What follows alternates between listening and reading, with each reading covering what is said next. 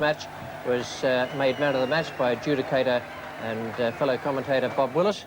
For the second test match of the Ashes series were announced just before the toss, just before the coin went up, and England left out Arnie Sidebottom and Australia left out Murray England into bat. And it seemed to me that the pitch would be just about devoid of all pace. It's been under covers for the last 7 days and not enough rolling, according to the groundsman, to make it into a hard, bouncy surface. We pick up play now with the very first over of the day. It's the fourth ball, 2 runs on the board, 1 to each batsman, and Lawson is the bowler coming into Gooch. It's a good firm blow through mid-wicket. Well, there might have been a lot of rain, but not been enough to slow that outfield down, and it races away for the first 4 of the match. It's McDermott. There's a nice full toss. Before, under normal circumstances, just about to make it this time.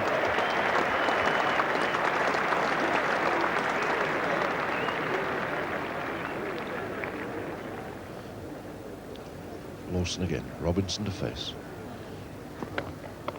He's found the gap.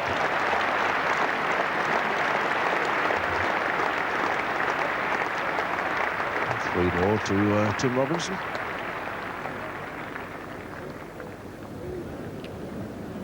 Well, from the little we've seen so far, I think David Gower up there would have been quite happy to lose the toss and get put in, because it looks, certainly after these first few overs, to be a pretty easy pace pitch.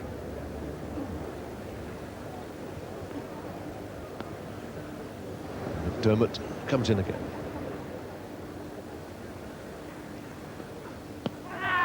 And he's gone this time. McDermott strikes, the first wicket goes down. Robinson, LBW, with 26 on the board.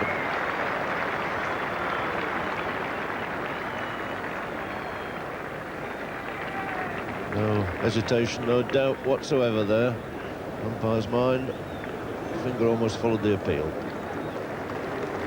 The crowd went for David Gower, because this is two pretty important innings for the England captain.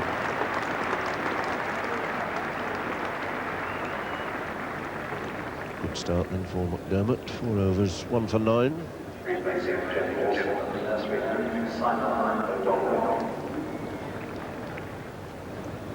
First change of the morning with the Donald coming on for Lawson.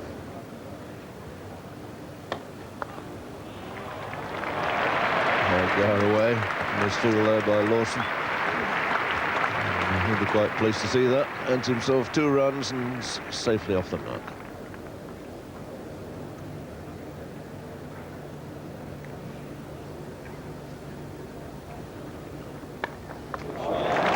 Beautiful square drive for 4 runs.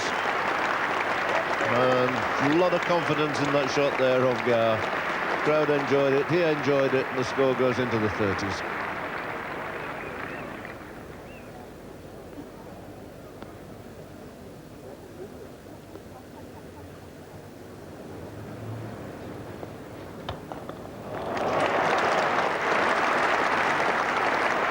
The outfield is slow, but that was perfectly timed by David Gower.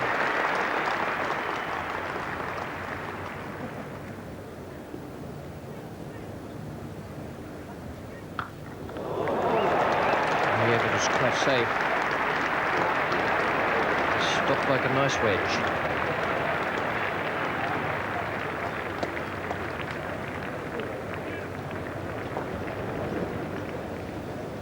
Order for Prime Minister. That's a responsible position. So is captain of the Test team, and he had a big decision to make today when he won the toss.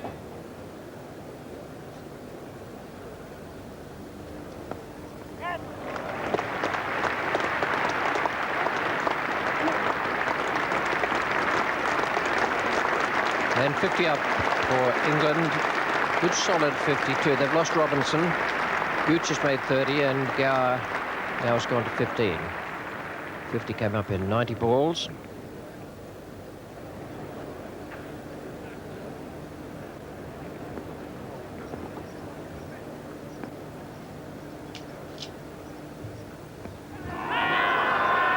And he's gone. The shout comes from McDermott and from the players behind the stumps, and Gooch is gone for 30. LBW to McDermott. Umpire David Evans standing at the pavilion end. It's one of those that only the umpire can give. Gooch is very much on the move there. First step back, but then that long stride outside off stump, and he appears to be well outside off stump and safe.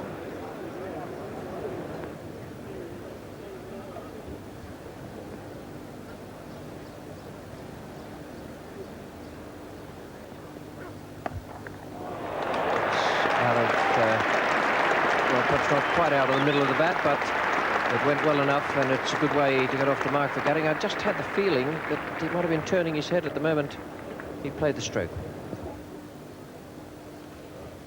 2 LBW decisions going against England there. Robinson the first, followed by Gooch. But good lively spell this from McDermott.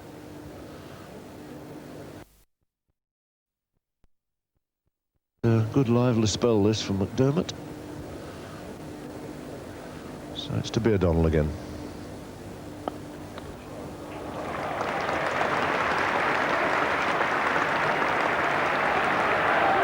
It's quite astonishing, in view of that slow outfield, how much that ball's in together pace going down towards the 10th boundary there.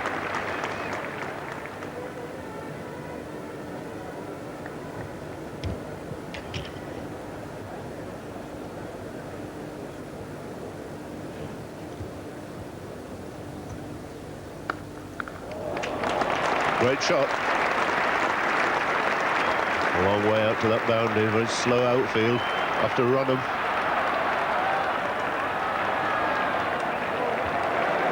No problem in doing that. 4-all run to David Gower. He goes on now to 30. And David Gower went up to 38 at lunch, the total to 88 for 2. Well, that was satisfactory enough as far as the Australians were concerned. They'd picked up the 2 wickets, the 2 opening batsmen. Robinson had been most successful at Headingley. They'd got him cheaply this morning.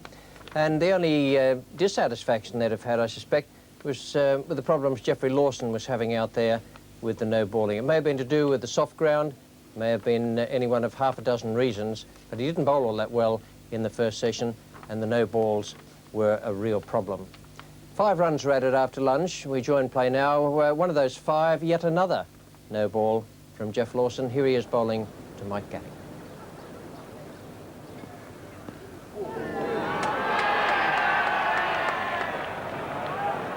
Lovely take there by Wayne Phillips. It surprised Gatting. It almost cut him in 2. And I think it surprised Phillips as well, because he was waiting outside off stump and finally had to dive away to the leg side. Now, did he get an inside edge? That's what they were appealing for. It's gone right through the middle of him there. And certainly from that replay, it certainly didn't look like it at all. Anyway, umpire Evans didn't reckon he'd got that inside edge. Phillips has taken a marvellous take down the leg side. Big appeal, not out. Good shot for 4. Slow outfield, but that's a lovely stroke.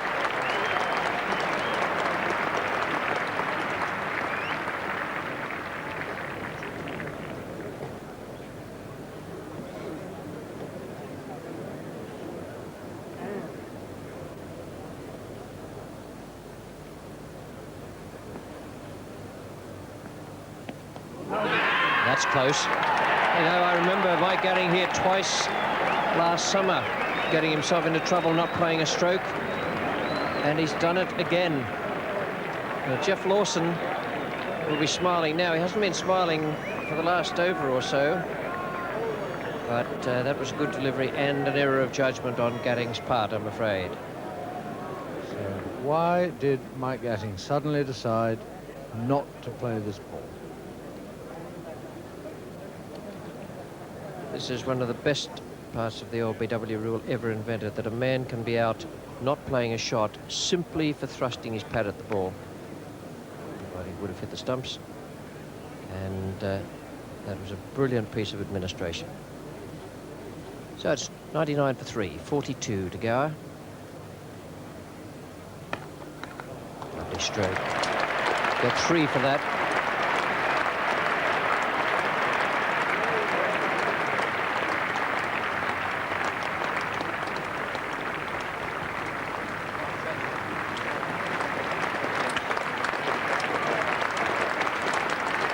$102 for 3.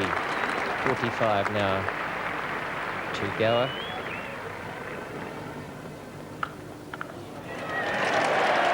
That's the 50 this time for David Gower, with 3 runs from that stroke off the back foot.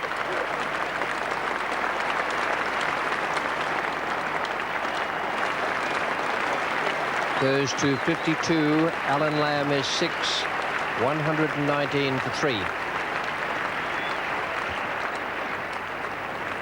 Orthodox field facing Gower here. It's the 2 regulars and the slips. Gully cover in mid-off. 3 on the leg side. And Donald coming over the wicket this time.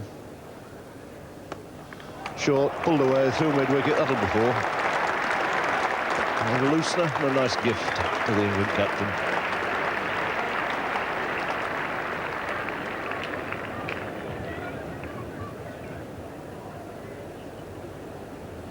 O'Donnell now to Lamb.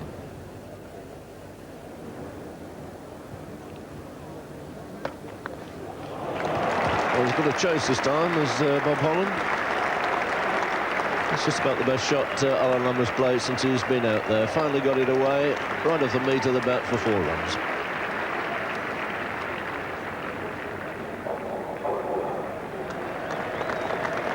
Little hubbub around the ground, a little applause as this bowling change is greeted. It's the leg spinner Bob Holland coming on.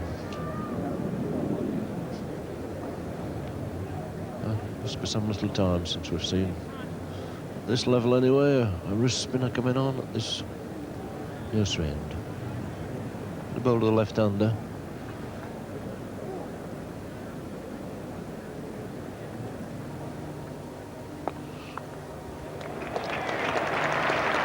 Finally got that one through, 4 men on the leg side, and it's really quite deceptive. Suddenly goes down the hill there towards that mount stand. You think you've got a fair chance of catching it up, and it runs away from you.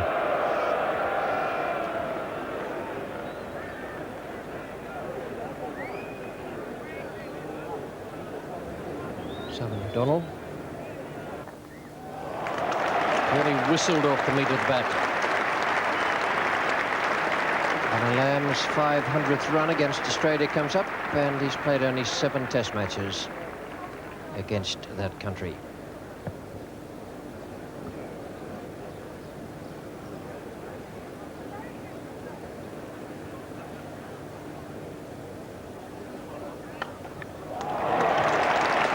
Third man's not going to get that. Been very severe through there today, David Gower, both off back and front foot.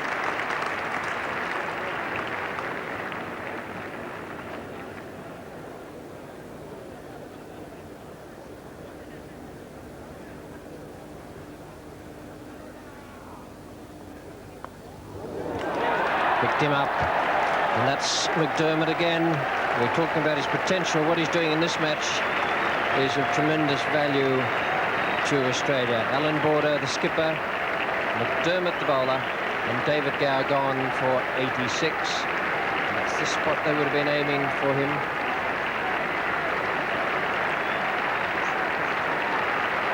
On and just outside off stump. But still, an excellent innings by the England captain, who has lived with this uncertainty over his test career this summer, just given 2 tests as captain. Not his captaincy in question, but his ability with a bat, or to find the form. He's done that. He may be slightly disappointed, but I think overall, Gower's contribution has been substantial. Indeed, it was an excellent contribution from David Gower. Lovely, cultured innings. He played some glorious strokes. 1 or 2 square drives will live in the memory. And also some of the strokes he played off his pads, right back to form. A delightful exhibition from him. Mike Gatting, well, we've seen him out LBW, not playing a stroke before on this very same ground. Alan Lamb, not quite in touch for his 28 not out. The Australian bowlers perform very well once again. We pick up play now, the third ball of the first over after the tea interval. No runs have been added, and Geoffrey Lawson is making preparations to bowl to Ian Botham. There's a man square on the fence point for Botham for that favourite stroke of his. There's no one out there.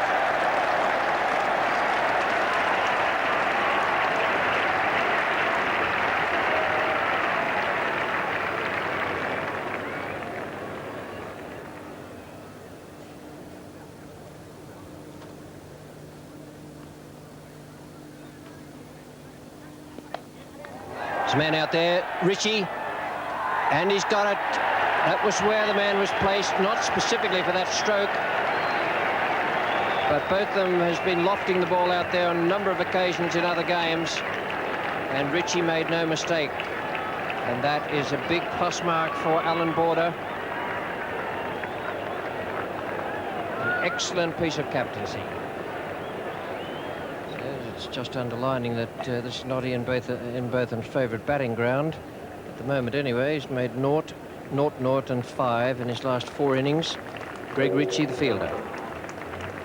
184 for 5. Now that is a critical moment for Australia, having put England into bat here in the second test match. Here's McDermott. That's a fine shot from Allan Lamb. There'll be 3 more there. Hilditch, the fielder, and up comes the 200 for England for the loss of 5 wickets.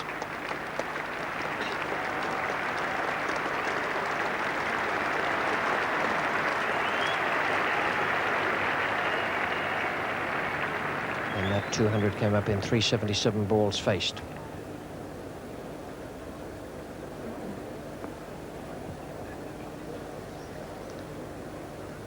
Downton facing Lawson. Off the edge, a thickish edge, and it's not going for 4. You get 3 for it.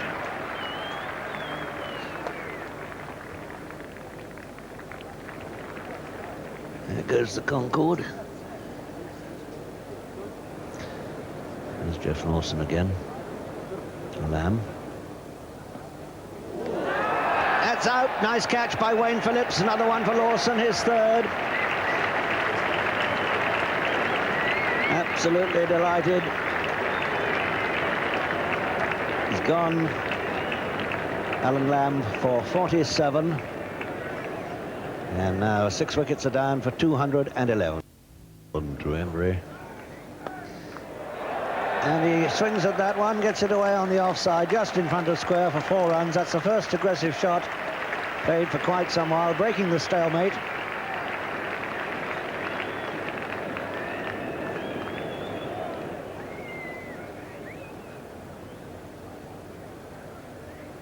McDermott, new over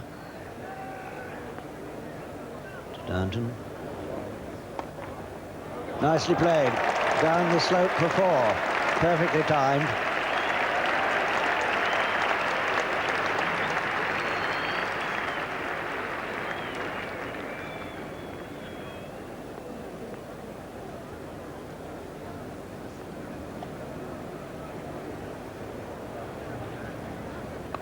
Oh, it's in the air.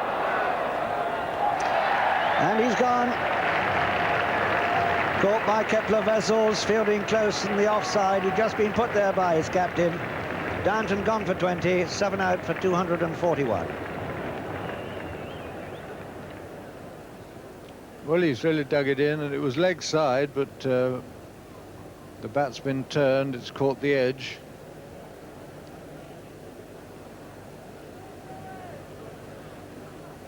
So this young Australian fast bowler has had a really terrific day here. 22 overs and 1 ball, 3 maidens, 4 wickets for 52.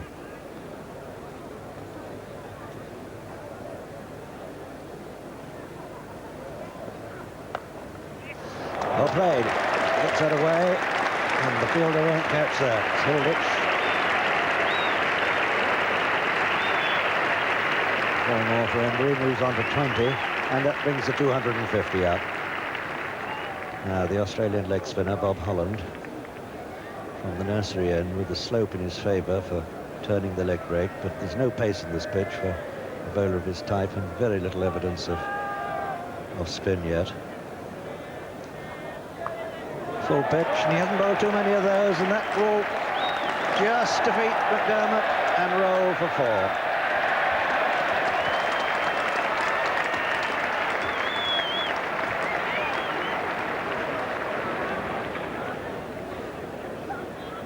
Change of bowling. Simon O'Donnell is back on for McDermott, who was beginning to look a little weary, I think. Another handsome shot from Embry. It's 4 runs square. It's the best one he's played so far.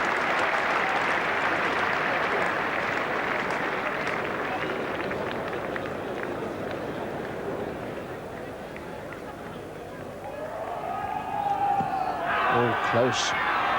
Yes, even closer than close. I rather felt that he wasn't really pushing forward at that at all. Just looked as though he'd come a few inches out from the batting crease. John Embury has gone LBW to O'Donnell for 33. Neil Foster had to face 2 balls, and the total remained at 273 for 8. Well, that's a fairly even performance from the England batsmen. There was a little bit in the pitch for the bowlers, and Alan Border did put England into bat, so he must have expected to have the chance of bowling them out. The bowling figures for the Australians: Lawson had 20 of those 81 runs come from no balls, and McDermott was the outstanding performer for Australia with 25 overs, 3 maidens, 4 for 64. Simon O'Donnell, a very high proportion of those 82 came from boundaries, and Bob Holland did just the job required of him on the first day of this test: 23 overs, 6 maidens, none for 42. A very good strike rate for England with the bat, 50 runs per 100 balls, and a disappointing over rate for a delayed start. And the Australians then